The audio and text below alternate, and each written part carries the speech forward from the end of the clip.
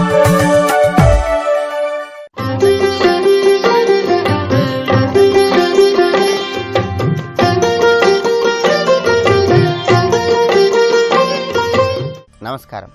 ప్రేక్షకులందరికీ శుభోదయం.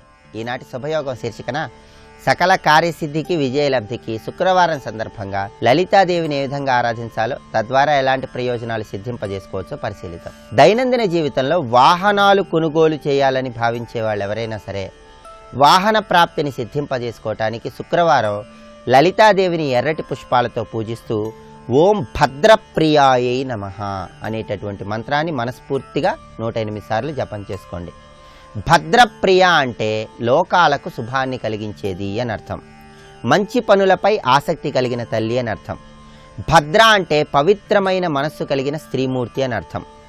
భద్రజాతి గజాలంటే అమ్మవారికి ప్రీతిపాత్రం. భద్ర అంటే గురువులు అనే అర్థం కూడా ఉంది. మంత్రాలను అధీనంలో ఉంచుకునే గురుస్వరూపంగా లలితాదేవి ఉంటుంది. అందుకే ఆ తల్లిని భద్రప్రియాయై నమః అంటారు. అగ్నిని భద్ర అంటారు. అమ్మవారికి అగ్ని 3వ నేత్రం. అగ్నిని భద్ర అంటారు కాబట్టి భద్రప్రియాయై నమః అంటూ ఆ తల్లిని ధ్యానం చేసుకుంటాం. అలాగే బంగారాన్ని భద్ర అంటారు. బంగారం అంటే కూడా అమ్మవారికి ప్రీతిపాత్రం. అందుకే భద్రప్రియాయై నమః. సూర్యుడిని భద్ర అంటారు. సూర్యుడిని అభిమానించే తల్లి అని అర్థం. లోకాన్ని రక్షించే మంచినీళ్లు, ఆవు నెయ్యి, సుగంధ ద్రవ్యాలు, రత్నాలు, అద్దాలు వీటన్నిటినీ కూడా భద్ర అనే పేరుతో పిలుస్తారు. మంచి గుణాలన్నింటినీ కూడా భద్ర అనే పేరుతో పిలుస్తారు. మంచి గుణాలన్నింటినీ కలిగి ఉన్నటువంటి వాళ్ళని ఇష్టపడే తల్లి కాబట్టి, సుగుణప్రియ కాబట్టి ఆ తల్లిని ఓం భద్రప్రియాయై నమః అంటూ ధ్యానం చేసుకోవాలి. ఎర్రటి పుష్పాలతో 108 సార్లు ఈ మంత్రజపం చేస్తూ ఓం భద్రప్రియాయై నమః అంటూ లలితాదేవిని ఆరాధన చేసినట్లయితే వాహనాలు కొనుగోలు చేయాలని భావించే వాళ్ళు సత్వరమే వాహన ప్రాప్తిని సిద్ధింపజేసుకోవచ్చు. ఈ మంత్రజపం చేసి అమ్మవారికి తీపి పదార్థం నివేదించండి. ఆ తీపి పదార్థాన్ని మీరు ప్రసాదంగా స్వీకరించి అందరికీ పంచిపెట్టండి. ఇలా చేస్తే ఉత్తమ ఫలితాలు కలుగుతాయి. అలాగే ఇంట్లో శుభ కార్యక్రమాలు విజయవంతం కావటానికి కూడా లలితాదేవిని కుంకుమతో పూజిస్తూ ఓం భద్రప్రియాయై నమః అనే మంత్రజపం చేయండి.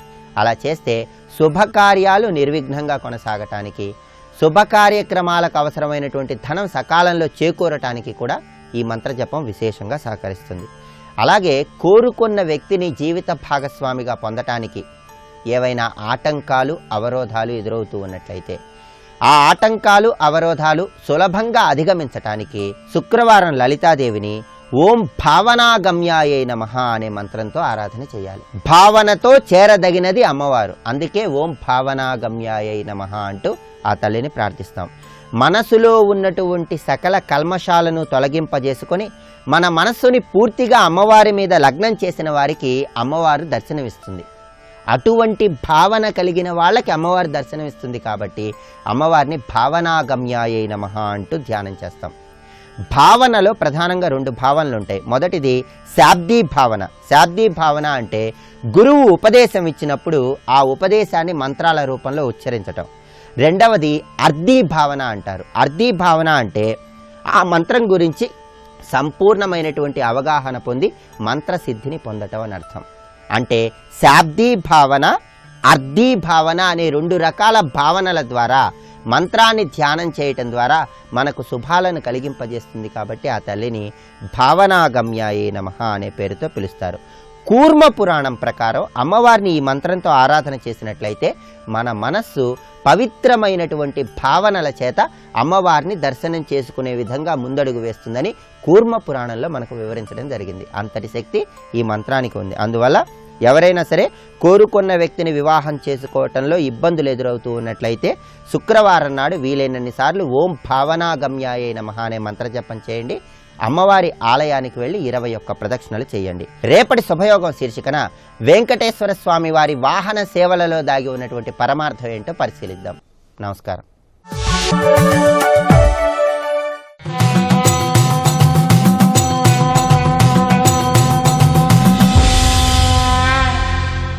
శతక సాహితీ సరస్వతికి నమస్కారం.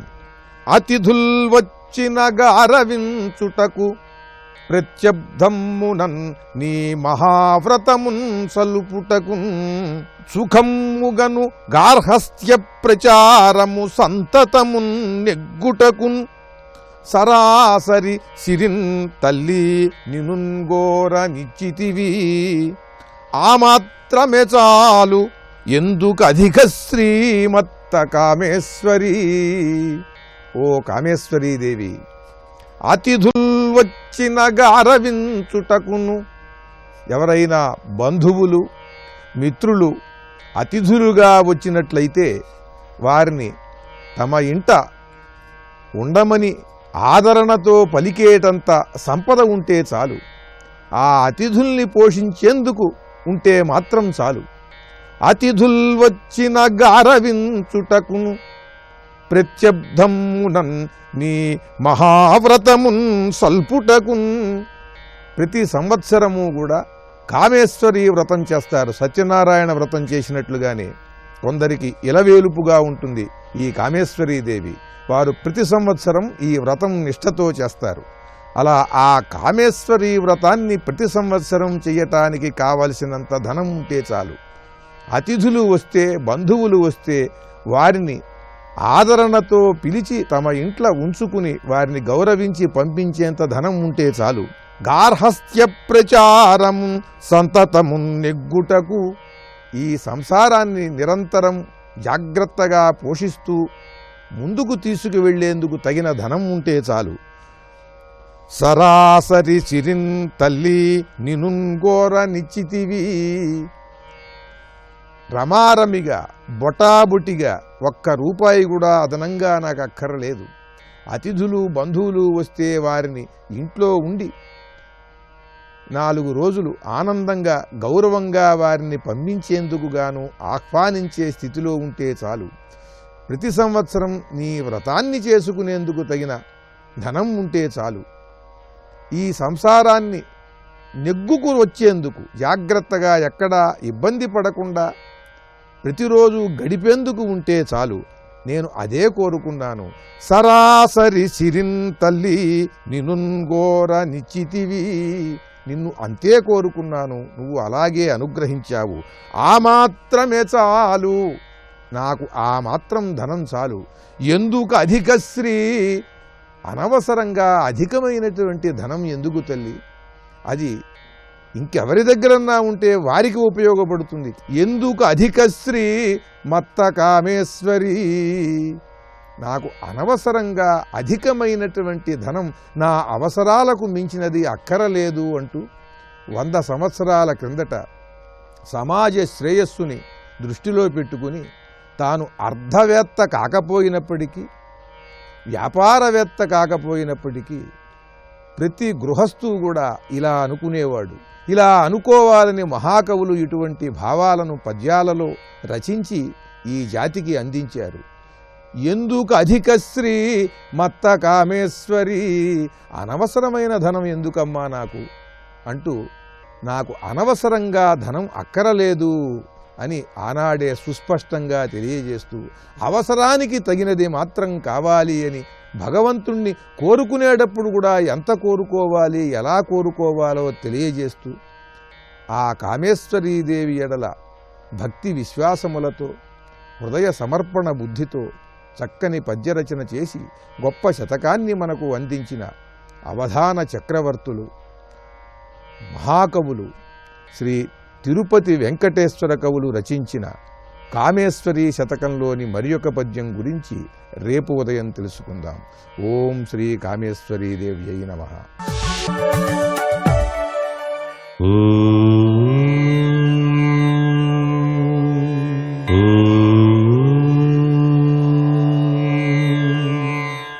ఓం నమో నారాయణాయ. ఓం నమః శివాయ. శ్రీమాత్రే నమః. మాఘమాస శుక్రవారం సిరుల తల్లి లక్ష్మీదేవికి ప్రీతివంతం. లక్ష్మీదేవిని ఉపాసన చేసేటువంటి వారు పాలల్లో కుంకుమ పువ్వు వేసి నైవేద్యంగా సమర్పించి ప్రసాదంగా స్వీకరించినట్లయితే లక్ష్మీదేవి యొక్క అనుగ్రహాన్ని త్వరగా సాధించుకోవచ్చు అంటోంది శాస్త్రం. లక్ష్మీకి ప్రీతివంతమైంది ఏమిటి? ఆమె పద్మప్రియ కదా, అందుకని పద్మపుష్పాలతో అర్చన చేయటం చాలా విశేషం. పద్మప్రియే పద్మిని పద్మాలయే పద్మదళాయ తాక్షి అని కదా. పద్మపుష్పాలతో ఆ చక్కని తల్లిని అర్చన చేసి శ్రీ సూక్త పఠనంతో గనక అభిషేకార్చన నిర్వహించినట్లయితే అదృష్టకరమైనటువంటి అష్టలక్ష్మి వైభవంతో ప్రతి ఒక్కరూ కూడాను తొలతూగటానికి ఆస్కారం ఎంతగానో ఉంటుంది. తామర పూసల మాలతో గనక ఆ చక్కని తల్లి యొక్క మంత్రాన్ని అనుష్ఠానం చేసేటువంటి వ్యక్తికి లక్ష్మీ కటాక్ష సిద్ధి తప్పనిసరిగా సిద్ధిస్తుంది అంటోంది శాస్త్రం. తామర పూసల దండతో ఉపాసనాతత్వాన్ని, లక్ష్మీప్రదమైనటువంటి మంత్రాన్ని అనుష్ఠానం చేసేటువంటి వ్యక్తులకు తప్పనిసరిగా లక్ష్మీ కటాక్షం సిద్ధిస్తుంది. తామర పూల దండను చక్కగా ఆ తల్లికి అలంకరించినా కూడాను విశిష్టవంతమైనటువంటి సత్ఫలితమే సిద్ధిస్తుంది. లక్ష్మీదేవిని అర్చన చేసేటప్పుడు ప్రతి ఒక్కరూ కూడాను ఆ చక్కని తల్లికి దీపారాధన ఆచరించేటప్పుడు ఆవు నేతితో కానీ నువ్వుల నూనెతో కానీ దీపారాధన చేయాలి. అలా గనక చేయటం శుభప్రదమైనటువంటి ప్రభావాన్ని కలిగింపజేస్తుంది. ఆవు పాలతో వండినటువంటి పరమాన్నం నైవేద్యంగా సమర్పించడం కూడాను చాలా విశిష్టవంతమైన ప్రభావం. ధనమూలం ఇదం జగత్ అన్నారు. కేవలం ధనం ఒక్కటే కాదండి, లక్ష్మీదేవి యొక్క అనుగ్రహం ఉంటే ధనంతో పాటు కీర్తి, ప్రతిష్టలు, సంతానం, ఆయుష్ ఇవన్నీ కూడాను సిద్ధిస్తాయి. కాబట్టే శుద్ధలక్ష్మి, మోక్షలక్ష్మి, జయలక్ష్మి, సరస్వతి, శ్రీలక్ష్మి, వరలక్ష్మిశ్చ ప్రసన్నా మమ సర్వదా అని చెప్పేసి శాస్త్రం చక్కగా తెలియజేసింది. శ్రీలక్ష్మీ కటాక్ష సిద్ధి కోసం మనం చక్కగా ఆచరించి తరిద్దామా మరి. సర్వే జనా సుఖినో భవంతు.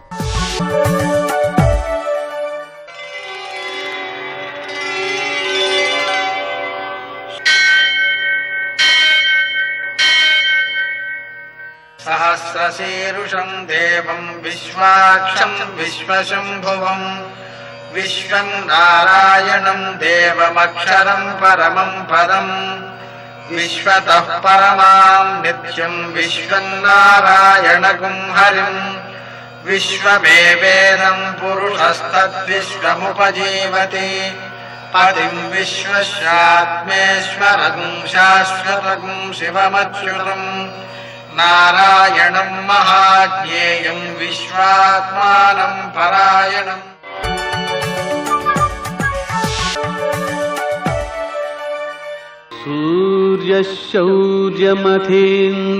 సూర్యశౌర్యమథేంద్రపదవీ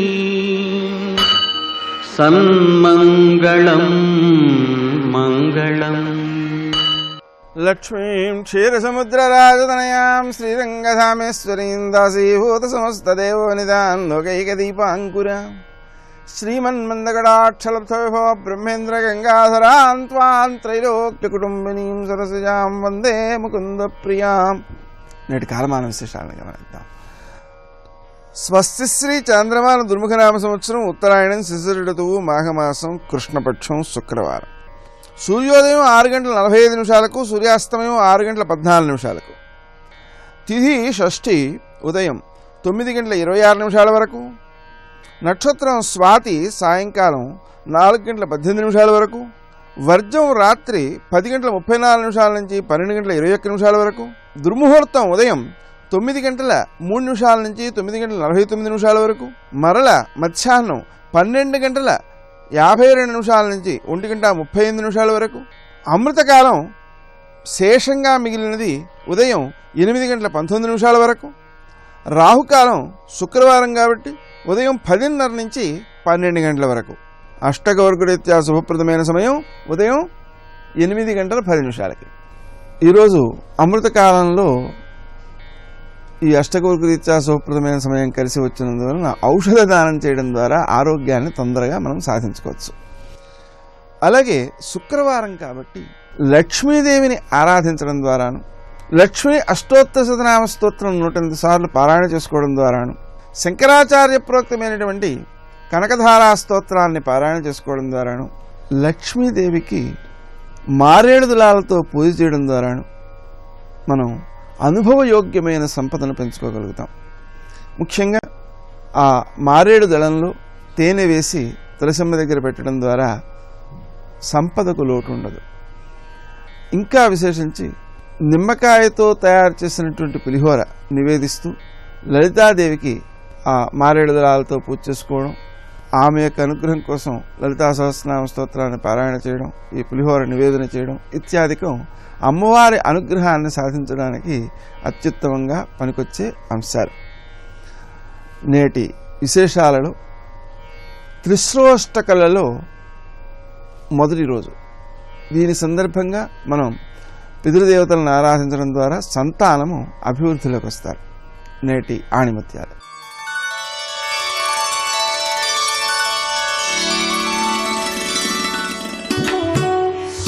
విధేయతను నేర్చుకుంటే ఆజ్ఞాపించడం దానంతట అదే వస్తుంది.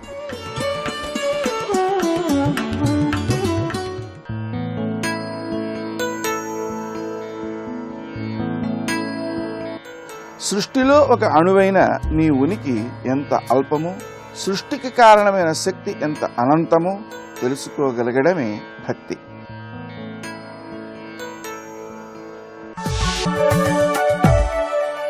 నమస్తే శారదా దేవి కాశ్మీరపురవాసిని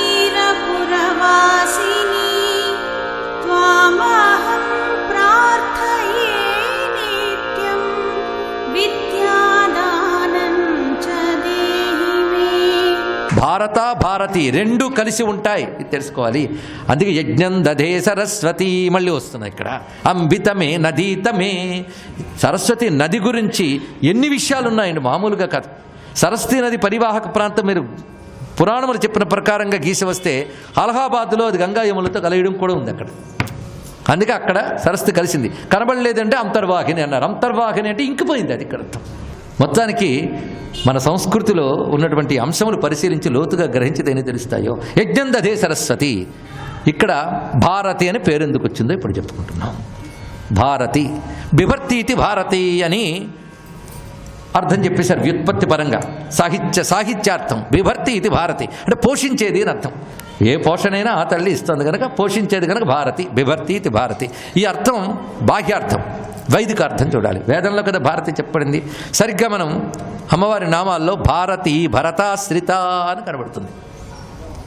భరతుణ్ణి ఆశ్రయించుకున్న ఓ భారతి అంటే ఆవిడ భరతుణ్ణి ఆశ్రయించు కూర్చుందిట. మన ఉమాదేవి గౌరీదేవిని ఆశ్రయించిందన్నారు, లక్ష్మీదేవి విష్ణువుని ఆశ్రయించింది కనుక శ్రీ అన్నారు. మరి సరస్వతి ఎవరిని ఆశ్రయించుకుంది? బ్రహ్మని ఆశ్రయించింది అనాలి. కానీ భరతాశ్రిత అన్నారు, భరతుణ్ణి ఆశ్రయించింది అన్నారు. వెంటనే రీసెర్చ్. ఏ భరతుడు? రాముడు తమ్ముడా? దుష్యంతుడి కొడుక?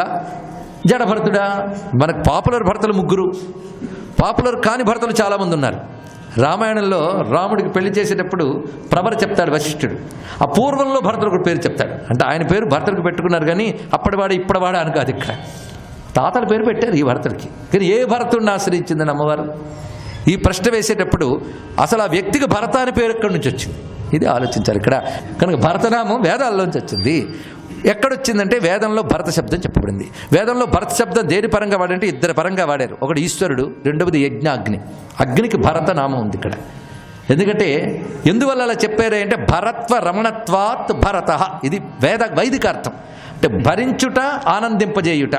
భరత్వం అంటే పోషించుట, రమణత్వం అంటే ఆనందింపజేయుట. ఇప్పుడు రమణ అనగానే ఒక స్వామి గుర్తు రావాలి మనకి. భగవంతుడి పేరే రమణత్వం అంటే ఆనందింపజేయడం, పోషించడం. ఒకడు మనల్ని పోషిస్తూ ఉంటే మనం ఆనందంగా ఉంటాం. అంతే కదండి. ఇక్కడ మనల్ని పోషింపజేసేవాడు, ఆనందింపజేసేవాడు ఎవరు? గట్టిగా ఆలోచిస్తే పరమేశ్వరుడు. ఒప్పుకోవాల్సింది అదే. ఆయన వల్లే మీరు, నేను, ప్రపంచము, విశ్వమంతా భరింపబడుతోంది, పోషింపబడుతోంది, ఆనందింపబడుతోంది కనుక ఆయన భరతుడు. అది అలాగే అగ్నిహోత్రుడికి భరతుడిని పేరు పెట్టారు. ఎందువల్లయ్యా అంటే దేవతలకి హవిస్సులు అందిస్తే వాళ్ళకి ఆనందం, వాళ్ళు ఆనందపడితే మనకు ఆనందం. యజ్ఞము ద్వారా దేవతలు తృప్తి చెంది మానవులను తృప్తిపరుస్తారు. ఇది యజ్ఞం యొక్క నియమం. అదేగా కృష్ణ పరమాత్మ గీతలో చెప్పినటువంటి అంశం. అయితే ఇప్పుడు అగ్నిహోత్రుడు ఏం చేస్తున్నాడు? మీరు వేసిన హవిస్సులు ఆయన భరిస్తున్నాడు. ముందు భరించి ఏం చేస్తున్నాడంటే దేవతలకు ఇస్తున్నాడు, వాళ్ళని ఆనందింపజేస్తున్నాడు, దేవతల ద్వారా మనల్ని ఆనందింపజేస్తున్నాడు. కానీ హవిస్సులు భరిస్తున్నందుకు ఆయన భరణము, దీన్ని దేవతలకు అందించి వాళ్ళకి రమణత్వం కలిగిస్తూ వాళ్ళ ద్వారా మనకి రమణత్వం కలిగిస్తున్నాడు కనుక రమణత్వము. కనుక హవిస్సులు భరించి ప్రపంచానికి ఆనందం కలిగించేవాడు భరతుడు అంటే యజ్ఞాగ్ని. ఇది తెలుసుకోవాల్సింది. ఇప్పుడు భరత శబ్దానికి 2 అర్థాలు చెప్పుకున్నాం కదా. అమ్మవారు ఏం చెప్పారు? యజ్ఞం నా స్వరూపం అని చెప్పారు కదా. ఎలా అన్వయించుకోవాలో చూడండి, అది లోతుగా వెళుతూ ఉంటే ఇక్కడ యజ్ఞం ఆవిడ స్వరూపం అన్నప్పుడు యజ్ఞాగ్నే భరతుడైనప్పుడు, యజ్ఞాగ్ని భరతుడు అంటే మనం వెలిగించే నిప్పు కాదు. మనం అగ్నిహోత్రం వేరు, మీ కుంపట్లో వేల్చుకున్న నిప్పు వేరు. సరే, ఇప్పుడు మీకు అర్థమవుతున్నది కదా. భరతుడు అంటే అగ్నిహోత్రుడు, యజ్ఞాగ్ని, అదే మనందరికీ ప్రధానం. అందుకే విష్ణువుకి పేరు అది భరతుడు. అంతేకాదు హరి అని మరొక పేరు అని తెలుసా? హరి అంటే అర్థం ఏంటి? హరించేస్తాడు అంటే అక్కడ అర్థం ఏం చెప్పారంటే హవిస్సులు లాగి అనుగ్రహించే యజ్ఞస్వరూపుని హరి అనాలి. యజ్ఞోవై విష్ణు. ఎలా అంటే అన్వయించారండి ఇక్కడ. యజ్ఞోవై విష్ణు అన్నప్పుడు యజ్ఞస్వరూపుడు భరతుడైతే ఆ యజ్ఞాన్ని ఆశ్రయించుకున్న శక్తి ఏదో భరతాశ్రిత. కనుక భరతుడైన ఈశ్వరుని యొక్క శక్తి భారతి. ఇది చెప్తున్నాడు ఇక్కడ. భరతుడు పరమాత్మ, పరమాత్మ యొక్క శక్తి భారతి. ఇప్పుడు ఎంత గొప్ప భావం వచ్చింది. కానీ భారతిని ఆశ్రయిస్తే మనల్ని పోషిస్తోంది, మనల్ని ఆనందింపజేస్తుంది. ఎందుకంటే జ్ఞానం ఒక్కటే మనల్ని పోషించగలదు, జ్ఞానమే ఆనందింపజేయగలదు. కనుక భరత్వ రమణత్వ ధర్మములు కలిగిన భారతి. ఇంకొక రహస్యం చూడండి. మన శరీరంలో ఒక్కొక్క దానికి ఒక్కొక్క అధిదేవతని చెప్తారు. చాలామందికి తెలుసు, మహాన్యాసం చేసినప్పుడు అయినా తెలుస్తూ ఉంటుంది. ఇక్కడ అగ్నిర్మేవాచిశ్రిత వాఘృతయే హృదయం మయి. అగ్నిదేవుడు వాక్కుకు అధిపతి. అంటే మన వాక్కుకు అధిపతి అగ్ని, మన నాలుకపై తడికి అధిపతి వరుణుడు, కంటికి అధిపతి సూర్యుడు, హస్తానికి అధిపతి ఇంద్రుడు. ఇలా ఒక్కొక్క ఇంద్రియానికి ఒక్కొక్క అధిదేవత చెప్పారు. వాక్కుకి ఎవరు? అగ్ని. మన వాగ్దేవత ఎవరన్నాం? సరస్వతి. ఇప్పుడు చెప్పండి, ఇక్కడ అగ్నికి సరస్వతికి ఉన్న సంబంధం. అందుకే ఇక్కడ అగ్నిహోత్రంతో నువ్వు రగిల్చి ఆ శక్తి ద్వారా నువ్వు ప్రపంచం బాగుపడుతున్నారు. ఎందుకంటే దేవతలకి శక్తి అగ్నిహోత్రం వల్ల రావాలి. ఎందుకంటే దేవతలకు ఆహుతులు ఇచ్చినప్పుడు స్వాహ అనాలి, పితృదేవతలకు ఇస్తే స్వధ అనాలి. ఆ 2 అనకపోతే వాళ్ళు పుచ్చుకోరు. స్వాహ వాక్కవునా కదా చెప్పండి ఇక్కడ. అంటే స్వాహారూప వాక్కు రాకపోతే దేవతలకు అన్నం లేదు, స్వధారూప వాక్కు రాకపోతే పితృదేవతలకు అన్నం లేదు. అందుకే ఇక్కడ యజుర్వేదంలో వాచం దేవా ఉపజీవంతి విశ్వే అని ఒక మంత్రం ఉన్నది. వాక్కు వల్లనే విశ్వే సమస్తము బతుకుతోంది అన్నాడు ఇక్కడ. దేవాహ విశ్వే, దేవతలు విశ్వం కూడా బతుకుతోంది. కనుక వాళ్ళకి అన్నం పెడుతోంది స్వాహ స్వధ. వాక్యేగా స్వాహ సద ఎవరు? మా అమ్మ సరస్వతియే. ఇప్పుడు భరతాశ్రిత. ఎంత అద్భుతమైన మాట చూడండి. ఇంత యజ్ఞం పండాలంటే ఊరికే నేను ఏ మంత్రం రాదు కదా అని హోమగుండం రగిల్చి నెయ్యి పోసానండి అంటే మహాపాపం. అది వేదమంత్రంతో కలిపే చేయాలి కదా. కనుక భారతి అనే మాట ఎంత విశేషము. భారతీ తీర్థస్వామినే నమో నమః. ఆ భారతీ సరస్వతి ఆ నమస్కారం చేసుకుని అంబితమే నదీతమే దేవితమే సరస్వతి. ఇప్పుడు చెప్పండి. కనుకనే భరత దేశం అనగానే యజ్ఞప్రధానమైన దేశం. భరతవర్షే భరతఖండే. భారతదేశం యజ్ఞదేశం. జ్ఞానము యజ్ఞమే, అగ్నిహోత్రము యజ్ఞమే. కానీ అగ్నిని ప్రధానం మనం ఆరాధిస్తాం. అయితే మనకు అగ్నికి సోర్స్ ఏది? సూర్యభగవానుడు. అందుకే సూర్యుడిని ఆరాధించింది మన దేశం లేదు. సూర్యారాధన ప్రధానం మనకి. అందుకే సూర్యుడిలోకి వెళ్ళి నువ్వు ఆహుతులు వేయలేవు కనుక ఆయన నుంచి లభించిన అగ్నినే నువ్వు పరమేశ్వర స్వరూపంగా భావించి ఆహుతులు వేస్తే ఈ అగ్నిహోత్రుడు సూర్యమండలం ద్వారా తీసుకువెళ్ళి దేవతలకు ఇస్తున్నాడు. అగ్నౌ ప్రాస్తాహుతి సమ్యక్ ఆదిత్యముపతిష్టతే ఆదిత్యా జాయతే వృష్టి వృష్టేరన్నస్తదా ప్రజ. ఇది శాస్త్రం చెప్తుంది ఇక్కడ. అగ్నిహోత్రుడు తీసుకువెళ్ళి సూర్యమండలంలో ఇస్తాడు. ఆ సూర్యమండలం సర్వదేవతాత్మకం కనుక అక్కడ నుంచి దేవతలందరికీ డిస్ట్రిబ్యూషన్ అయిపోతుంది. అప్పుడు దేవతలు సంతోషించి ఆ సూర్యమండలం ద్వారా మనందరికీ వర్షాదులు ఇచ్చి అనుగ్రహిస్తారు అని చెప్పడంలో మన సూర్యుడు తులింకి పెట్టేశారు. చూసారు ఇటు తెచ్చి. కనుక అగ్నియందే సరస్వతి ఉంది అన్నప్పుడు మళ్ళీ సూర్యుడి దాకా ఎందుకు వెళ్ళారంటే ఫలం చైవ అగ్నిహోత్రిణాం. సూర్యుడు యందు సరస్వతి ఉంది. ఇప్పుడు మళ్ళీ ఒప్పుకోవాల్సిందే. సూర్యుడందు సరస్వతి అంటే ఎవరు? గాయత్రి. తెలుసుకోండి, ఇక్కడ గాయత్రియే సరస్వతి అంటే ఇది అర్థం. ఇప్పుడు అన్వయం అయిపోయింది కదా. సర్వం శ్రీ శారదా చరణారవిందార్పణమస్తు. స్వస్తి. ఆదిదేవ నమస్తుభ్యం ప్రసీద మమ భాస్కర. దివాకర నమస్తుభ్యం ప్రభాకర నమోస్తుతే. సప్తాస్వరథమారూఢం ప్రచండం కశ్యపాత్మజం. మహాపుణ్యాత్ములకు అంతటి త్యాగబుద్ధితో బ్రతుకుతున్న వాళ్ళకి, అటువంటి నిరతిశయ పుణ్యం ఉన్న వాళ్ళకి, కించిత్ పుణ్యం ఉన్న వాళ్ళకి, తమకున్నంతలో తాము అనుభవించడమే కాకుండా 10 మందిని ఆదరించాలన్న బుద్ధి ఉన్న వాళ్ళు కూడా ఉత్తములే. అందరూ చిత్తశుద్ధి కోసమే చెయ్యాలని లేదు. కనీసం నా ఆకలి ఎటువంటిదో వాళ్ళ ఆకలి అటువంటిది అన్న భావనతో తాను దాచుకోకుండా కొంత తీసి అవతల వాడికి అన్నం పెట్టినా అదేం సామాన్యమైన విషయం కాదు. దాన్ని తక్కువ చేసి మాట్లాడకూడదు. అలా ఉదార బుద్ధితో చేసిన వాళ్ళు ఎవరున్నారో వాళ్ళ మీద అవే సూర్యకిరణాలు పడుతున్నాయి. రాక్షసుల యొక్క లోకములు రక్షింపబడుతున్నాయంటే ఆయనే తన కిరణముల చేత రక్ష చేస్తున్నాడు. ఎందుకు రక్ష చేయాలి అంటే ఒక్కటి ఆలోచించండి. రాక్షసులన్న వాళ్ళు భగవంతుని యొక్క సంతానము కారని నిర్ధారణ చెయ్యకూడదు. సనాతన ధర్మమునకు జీవమైన సిద్ధాంతం ఏమిటో తెలుసా? భయాన్ని కల్పించేవాడెవరంటే పరమేశ్వరుడే, భయాన్ని తీర్చేవాడెవరంటే పరమేశ్వరుడు. విష్ణు సహస్రనామ స్తోత్రంలో ఏమనుంది? భయకృత్ భయనాశన. భయపెట్టేవాడు భగవంతుడే, భయం తీసేసేవాడు భగవంతుడే. ఘోర రూపం భగవంతుడిది, అఘోర రూపం భగవంతుడిది. తప్ప భయపెట్టడానికి ఓడు, భయం తీర్చడానికి భగవంతుడు అలా ఉండరు సనాతన ధర్మంలో. మరి ఆయన భయం ఎందుకండి పెట్టడం అంటే దానికి కారణం ఆయన కాదు. నేను గత జన్మలలో చేసుకున్న పాపము యొక్క ఫలితాన్ని అనుభవించవలసి వచ్చినప్పుడు నేను భయపడవలసిన సందర్భాన్ని సృష్టిస్తాడు. నేను చేసుకున్నటువంటి పాపము వలన ఇటువంటి దారుణమైన ఫలితములు వస్తాయనేటటువంటి శాస్త్రము యొక్క ప్రమాణాన్ని గుర్తిరిగి నేను ఆయనని శరణాగతి చేసినా, భక్తితో జీవనం చేస్తున్నా నేను భయపడవలసినంత ఉపద్రవాన్ని ఇవ్వకుండా తగ్గించి నేను అనుభవించగలిగినంత కష్టాన్ని మాత్రమే ఇచ్చి రక్షించగలిగినటువంటి అనుగ్రహశక్తి కూడా ఆ పరమేశ్వరుని యందే ఉంటుంది. అందుకే మీరు చూడండి, భగవంతుని యొక్క ప్రార్థనలు చమత్కారంగా ఉంటాయి.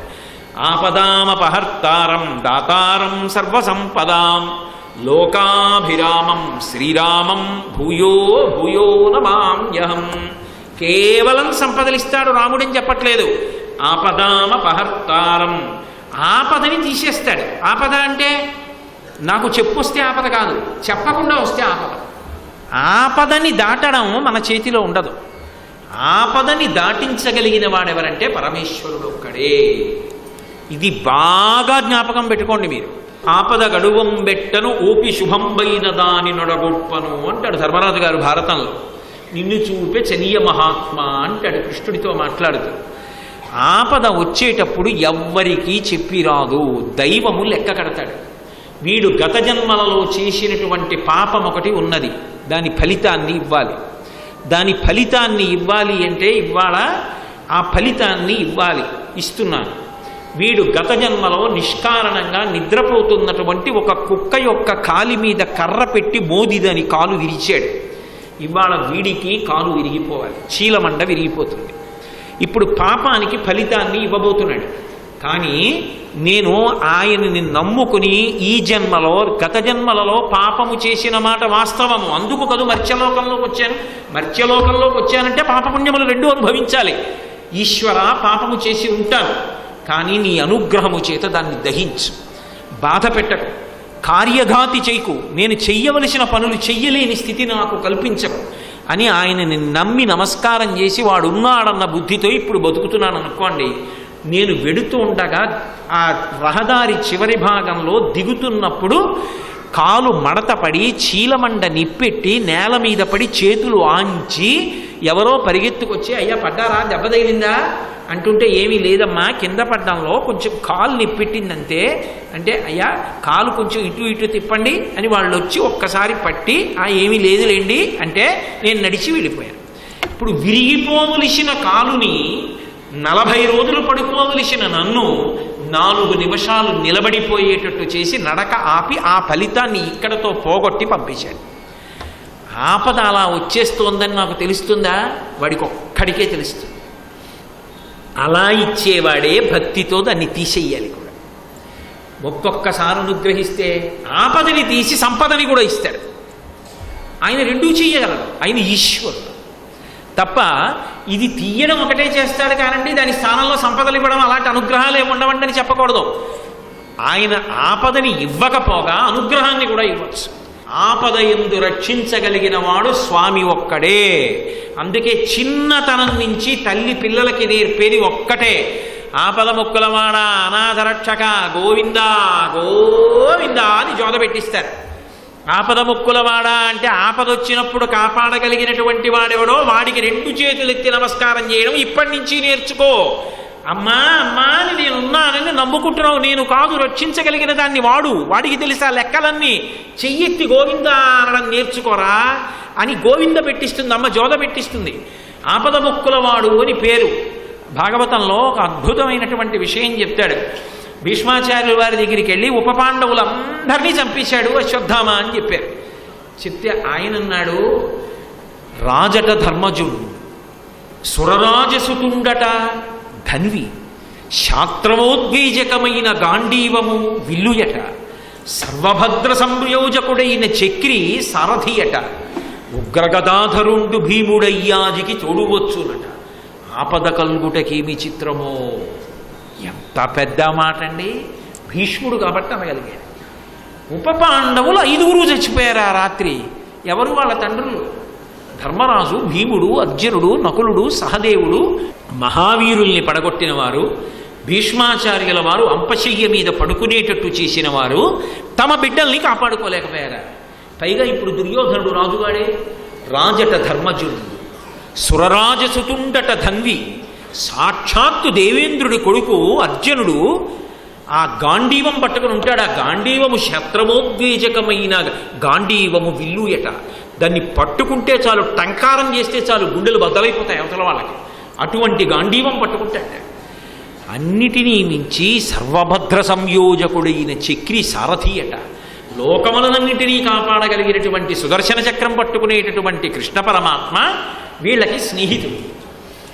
ఉగ్రగదాధరుండు భీముడయ్యాజికి తోడువచ్చునట.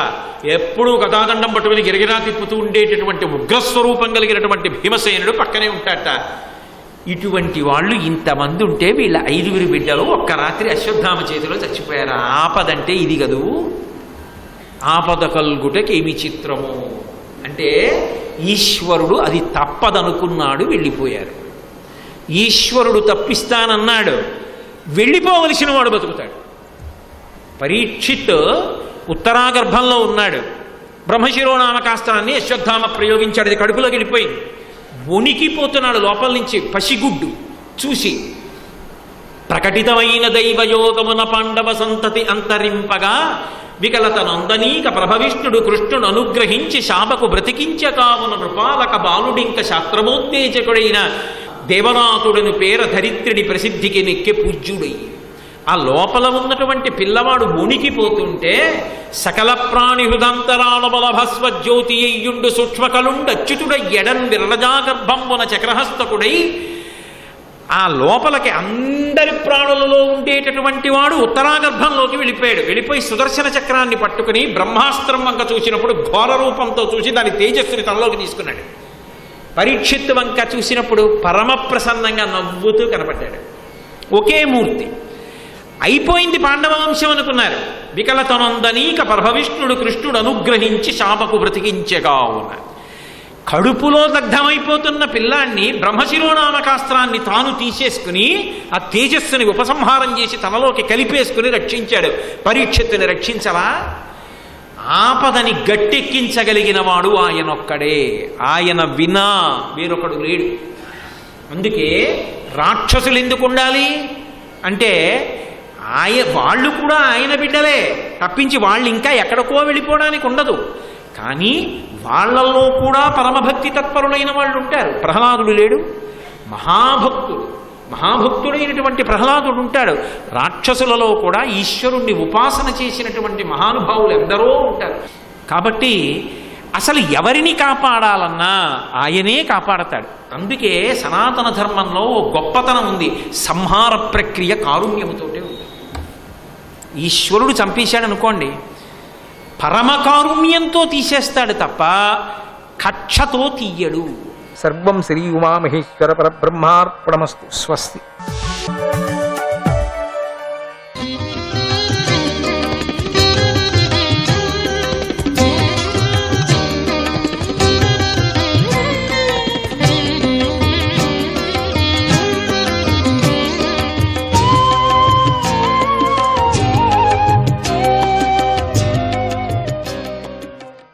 ప్రహ్లాదుడు తాను బోధిస్తున్నాడు, ఈ ప్రపంచమంతా ప్రయోజనం లేదు, ఇదంతా మాయా, ఇది అబద్ధం, ఇది దీంతో మునిగిపోయేటువంటి వాళ్లకు వైరాగ్యం కలగదు, పరమాత్ముడి మీద భక్తి కలగదు.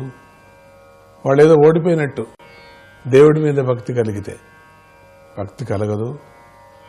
అటువంటి వాళ్ళకి ఏం తెలుస్తుంది పరమాత్ముడి యొక్క తత్వము అంటూ భోగాలలో అదమరిచి ఉన్నవాడి మనస్సు దేశకాలన్నిటి యందు కూడా ఆధ్యాత్మిక, ఆదిభౌతిక, ఆదిదైవీకాల అనేటువంటి 3 విధాలైనటువంటి తాపాలతో దుఃఖాన్ని పొందుతూనే ఉంటుంది కదా.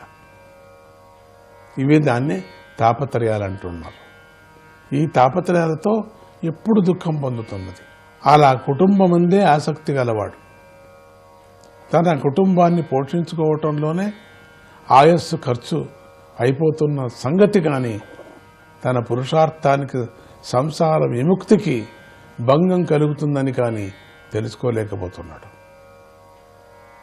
తను నిజమైనటువంటి స్థలానికి వెళ్ళాలా, ఒక మంచి కార్యం చేసుకోవాలా, మంచిదిగా నడుచుకోవాలా అనేదంతా మరిచిపోతున్నాడు. అసలు వాళ్ళు ఎందుకు వచ్చారు, వాడికి ఎక్కడికి వెళ్ళాలా అని పరమాత్ముడి మీద వాడికి బుద్ధినే రాదు. దీన్నే అభ్యాసం చేసుకున్నాడు. ఇటువంటి వాడికి వైరాగ్యం కలగదు. చాలామంది మనం అనుకుంటుంటాం, ఏంటండి వైరాగ్యమే కలగదు వాళ్ళకంటే, వాళ్ళు అట్లా అలవాటు చేసేసుకున్నారు.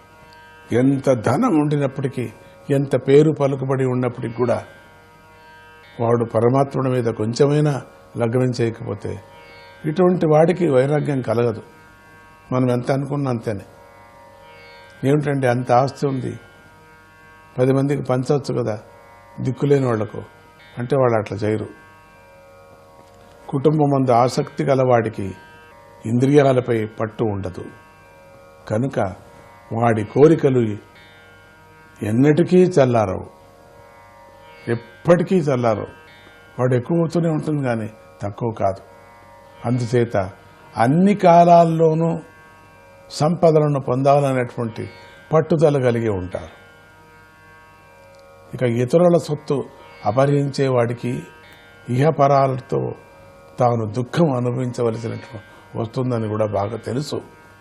అయినా కూడా అతడు పరధనాన్ని దొంగిలిస్తూనే ఉంటాడు, తెలిసి చేస్తూ ఉంటాడు. ఓ ధనువంశీయుల వీరందరూ నాది పరాయిది అనేటువంటి భేదభావన కలిగి పైన చెప్పినట్లుగా తీవ్రమైన ఆసక్తితో కుటుంబాన్ని పోషించేవాడు విద్వాంసుడే అయినా కూడా అతడు ఆత్మ విచారానికి తగినవాడు కాదు. అతడు అజ్ఞాన కార్యమైన సంసారాన్నే పొందుతాడు. తన దృష్టిని మాత్రం పరమాత్ముడి మీదే పెట్టాలి కానీ కామం మీద పెట్టకూడదు. ఆ యువతల యందు కలిగేటువంటి సంతానం కూడా వాడికి సంఖ్యలో అవుతుంది. వాడిని ఇంకా పట్టినట్టు అది అట్లా కలుగుతూ ఇక అంతే, ఇంకొక చిక్కుకుపోతున్నాడు లోపలికి, ఉబిలో పోతున్నాడు కిందికి. అందుచేత ఓ దితి వంశీయులారా, మీరు ఇంద్రియ భోగాలయందు ఆసక్తిని చూపించే రాక్షసులతో స్నేహం చెయ్యకండి. జగత్కారణుడు ప్రకాశ స్వరూపుడైనటువంటి నారాయణుని శరణు పొందండి. అటువంటి శరణాగతినే విషయాసక్తిని విడిచిన మహాత్ముల కోరుకున్నటువంటి మోక్షమని అంటారు కదా. శ్రీహరి సకల ప్రాణుల లోపల ఆత్మరూపుడై ఉన్నాడు. బయట సర్వమంతటా వ్యాపించి ఉన్నాడు. బయట ఉన్నాడు, లోపల ఉన్నాడు, అన్ని చోట్ల ఉన్నాడు. ఆయనకు ప్రీతి కలిగించటానికి శ్రమ పడవలసిన పని లేదు. చెట్టు చేమలతో మొదలుకొని బ్రహ్మదేవుడు వరకు ఉండేటువంటి చిన్న పెద్ద ప్రాణులన్నిటిలోనూ, ఎన్ని ప్రాణుల్లోనూ, పంచభూతాల వల్ల నిర్మించబడిన పదార్థాలన్నిటిలోనూ, పంచభూతాల్లోనూ, సూక్ష్మ తన్మాత్రాల్లోనూ, సత్వరజ స్తమో గుణాల్లోనూ, వాటి ఎందుగల భేదాలతో ప్రకటమైన మహత్వత్వంలోనూ కూడా, వాటి సామాన్య అవస్థ అయినటువంటి ప్రకృతిలోనూ కూడా ఒకే ఒక్క భగవంతుడు ఉన్నాడు. ఎంత పెద్ద మాట ఇది. సర్వంతర్యామి, అవినాశి, అద్వితీయుడైనటువంటి ఆ భగవంతుడే అన్నిటికీ అతీతుడై ఉన్నాడు. పరమేశ్వరుడి యందు నానత్వం లేదు, ఏకత్వమే ఉంది. ఎక్కడ ఉండినా ఒకే చోటుగా ఉన్నాడు, అంతే, ఒకే రూపంతో, నానత్వం కదలేదు. అయినా కూడా ఆయనే స్వయంగా వ్యక్తి యొక్క అంతరాత్మగాను, చూపుగాను, చూడబడే జగత్తుగాను ప్రకటమయ్యాడు. ఏకత్వం, అన్ని చోట్ల ఒకే రూపంతో ఉన్నాడు.